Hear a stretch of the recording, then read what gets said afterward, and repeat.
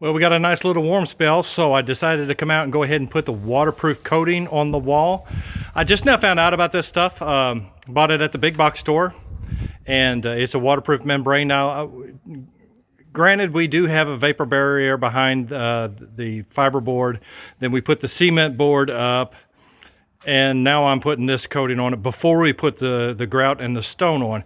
Yes, it's overkill, but you know what? For the small cost of the bucket, I mean, it was like $140 for it, but I tell you what, I didn't even use a half a bucket, and we did that side, and I did this side. It goes on pink, and when it's dry, it will be red, and typically, you usually put 2 coats on it. I don't think I'm going to. I think 1 coat's going to do for what I'm doing, because I'm just kind of adding just 1 extra layer of waterproofing. We've already got the stone laid out on the floor, ready. I do need to cut the grooves for them to fit here against the wall and across the top where it fits under the J trim. I make a little cut where it slides up, so it's on this side and on the back side of that trim.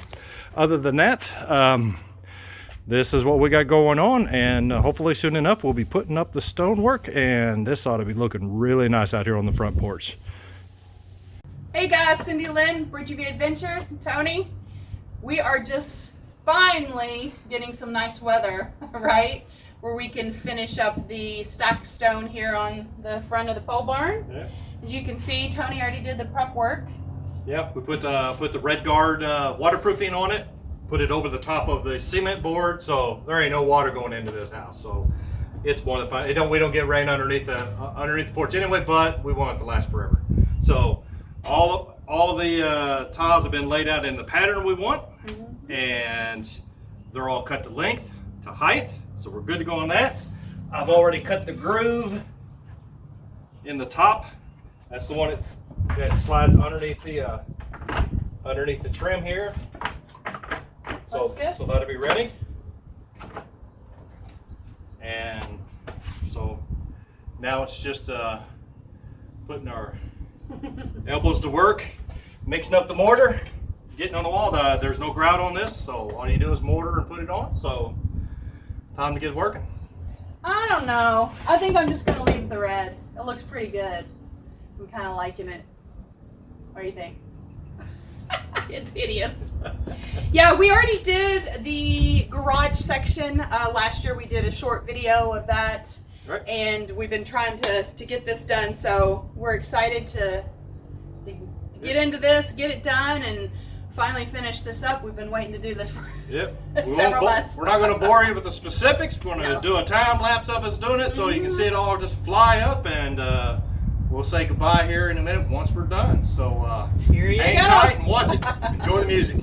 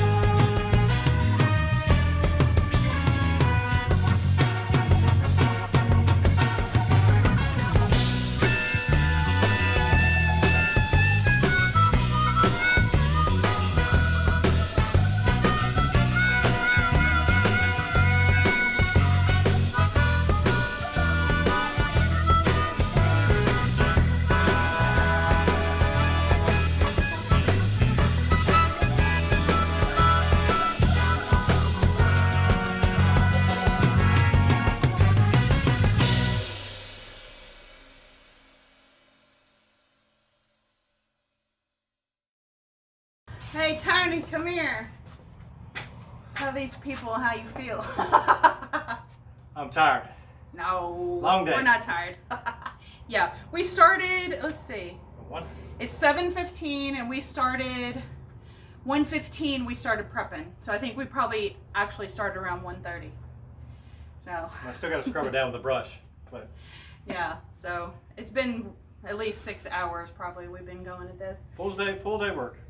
Not too bad. I mean, this would have probably cost a lot of money if we would have had someone do it. I would say for both sides, I mean, several. I would say $3,500 probably. Easy. It's almost $1,000. It's almost $1,000 just in stone. Yeah, so add that on top. So I would say $4,500 probably total if we would have hired somebody to do both these. And we still have to do the columns too. Yeah. So we haven't made it there. Tomorrow we're probably going to tackle the other side. But we did have a few issues. We wanted to start at the top. And we did start at the top at that end. But the stones were kind of sliding down because they're kind of heavy. So we decided to start from the bottom up. But when we did that, once we got to the top, they didn't fit, so Tony had to do some final cutting on the top row here all the way down. Not too much, it was just shimmying it off a little bit. But yeah, it's done now. It looks good. It gives it a totally different look. It's not red no more. The red was terrible. Anything else that we would recommend? Make sure that your base coat that we put down, there's different ones. The one we had when we did the front of the garage, it was a 20-minute set dry time, wasn't it? That's the veneer base coat. That's the cement that you put it on with. Yeah. You cannot use the pre-mixed cement. It has to be the mixed cement, and it's actually called stone veneer base coat. Yeah. And yeah, the one that we used, the bags we used up front, the instructions said that it after you mix it, you only had a 20-minute working time. So that was not nearly enough time to get going with it. It was drying up on it. It would dry up on it. This stuff. This is an hour. Bought it at the same place, but it's Yeah. this dries in an hour. So Yeah. it held on a lot longer. And we mixed it in a bucket too. Yeah. So that might hold in half a the bag at a moisture. time. We didn't try to mix too much. And then But the key to it is get your pattern out, pre-cut everything, Yes. have it ready to go. Because trying to figure out your pattern and is terrible. Some brands you don't have to do that with. This brand you actually have to figure a pattern out. Yeah, and it does take a while to do that. But we still end up getting off a little bit and still had to make a few cuts. And then I don't know if you can They're move not out. perfect. There's a couple small pieces we had to cut and kind of shimmy in a little bit of a crack. But in the big picture, you don't really see that. We'll see and know it, but nobody else will. Hopefully. But yeah, we think it looks good, and we're happy that this side is done, and we'll probably tackle the other side later. I see a little crack right there. No, it's fine. Well, we appreciate you guys watching, and I guess we'll see you in the next video. More adventures. Woohoo! More work. Bye, guys. Okay, guys, you thought we were done. Tony's laying down on the job. He's doing a final scraping in between the so-called grout lines just to get the excess off. Doesn't really have grout, but it's just where the base coat squished through, basically.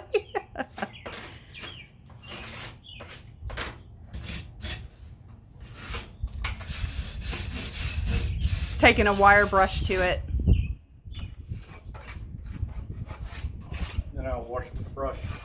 Oh yeah, we got a scrub brush there. Just get it off the face.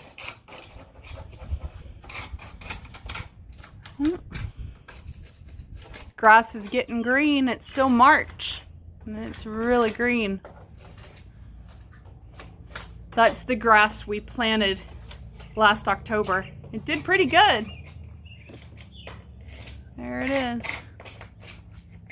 There's the side of the pole barn. Let's get a shot from back here. We still have to do the other side. As you can see how red it is over there. But there she is. In all her splendor.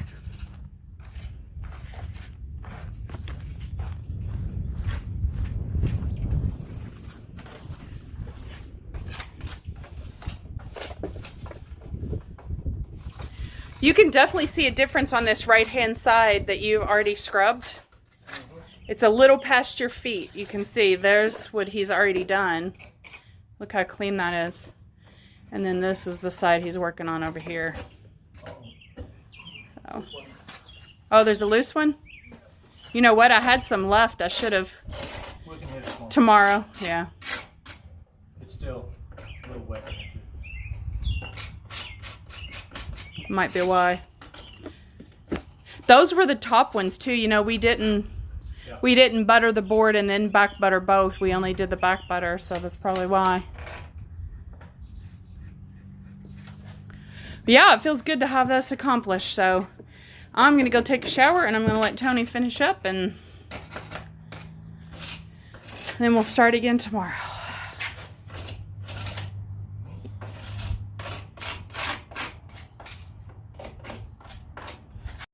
Okay, let's spy on Tony from inside the pole barn and see if he's still working. There he is. He doesn't know I'm in here. He's scrubbing.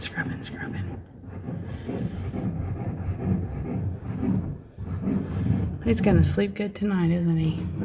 Look at him go.